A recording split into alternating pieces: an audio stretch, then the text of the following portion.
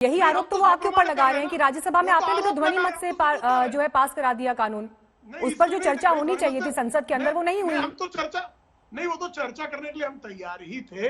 ध्वनिमत से पारित होने वाला पहला विधेयक है क्या संसदीय इतिहास में भारत के? ध्वनिमत से पारित होने वाला, या कांग्रेस के कार्यकाल में कभी ध्वनिमत से कोई विधेयक नहीं पारित हुआ है क्या? अध्यादेश कोरोना काल में आया सर, जल्दबाजी में आया। कोरोना का नहीं, अध्यादेश जो है जब संसदीय सत्र नहीं होता है तो अध्यादेश आपने कोई पहली बार आया क्या इस तरह का अध्यादेश? जब संसद जो का सत्र आहूत नहीं होता है, ऐसे समय में आवश्यक जो कानून है उनको अध्यादेश के स्वरूप में लाया जाता है। ये तो डॉक्टर बाबा साहब आम्बेडकर ने संवैधानिक शक्तियां जो संसद को और सरकार को दी है उसमें स्पष्टता से इसका उल्लेख है। तो क्या पंडित जवाहरलाल नेहरू से लेकर उनके कार्यकाल से लेकर डॉक्टर मनमोहन सिंह के कार्यकाल तक कभी कोई अध्यादेश जो है वो कांग्रेस की सरकार ने नहीं लाया था क्या?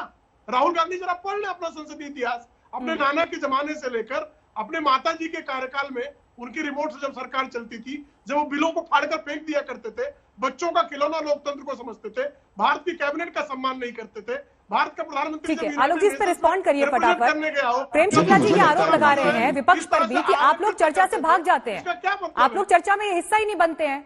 बहिष्कार ये सिर्फ आपके विरोध का एक सांकेतिक तरीका है, वहीं तक आप लोग सिमट जाते हैं। मीनाक्षी जी, एनडीए की जो सरकार आई पिछले 5 वर्ष सबसे ज्यादा पार्लियामेंट्री आवर्स काम हुआ उसके अंदर। शायद प्रेम भाई को पता नहीं है, रिकॉर्ड जरा चेक कर लें।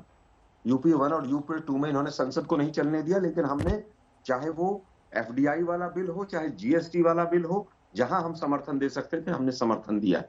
उसके बाद इन्होंने कहा कि साहब वो बिल जो है वो ऑर्डिनेंस से तो बार बार आते रहे।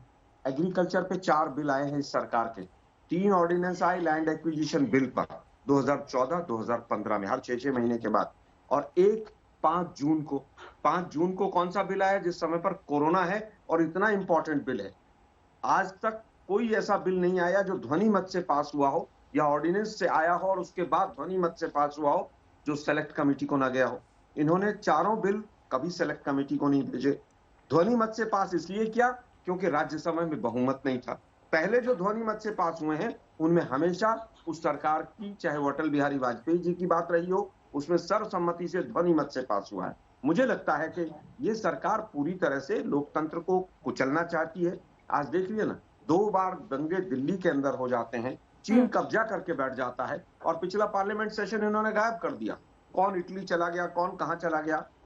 भाई बाकी सांसद तो सब यहीं रहते थे। और कौन नहीं, राहुल गांधी चले गए थे। पिछला जो सेशन था सोनिया गांधी, राहुल गांधी बजट पूर्व सेशन, वो आप लोगों ने क्यों कैंसिल कर दिया? हैदराबाद में रोड शो हो सकता है, बंगाल में चुनाव लड़ा जा सकता है, आप बिहार में जाकर रैलियां कर सकते हैं, सब कुछ हो सकता है। पार्लियामेंट का सेशन क्यों बंद किया? ताकि सवाल ना पूछे जाए चीन के ऊपर, ताकि सवाल ना पूछे जाए किसी का। बड़ी खबर इस वक्त थोड़ी देर में प्रधानमंत्री नरेंद्र मोदी भी पहुंचने वाले हैं संसद, हम संसद का रुख भी करेंगे। आलोक जी 1 सेकंड रोक रही हूँ आपको। लव कुमार जी एक रिएक्शन आप भी यहाँ पर दे दीजिए। बजट सत्र की कीमत पर क्या आप कृषि कानून पर चर्चा होगी?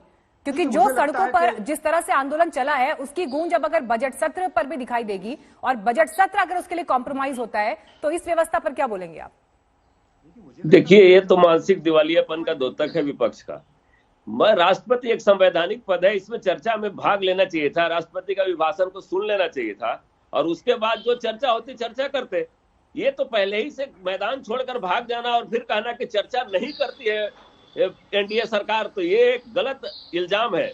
और जहां तक बात है बजट सत्र का, तो बजट बहुत जरूरी सत्र होता है, और हर समय अभिभाषण 1950 से लेकर इनकी भी सरकारें आई गई हैं, सरकारें आते जाते रहती है, लेकिन इस तरह की अगर परंपरा बन गई तो आने वाले समय में ये भारत के लोकतंत्र के लिए बहुत बड़ा खतरा साबित होगा कि राष्ट्रपति जैसे संवैधानिक पद को, जो निष्पक्ष पद है, उसका भी बहिष्कार अगर विपक्षी पार्टियां करेगी तो मुझे नहीं लगता है कि ये इनके कौन कहता है कि निष्पक्ष पद है? मैं बीच में नहीं टोकता,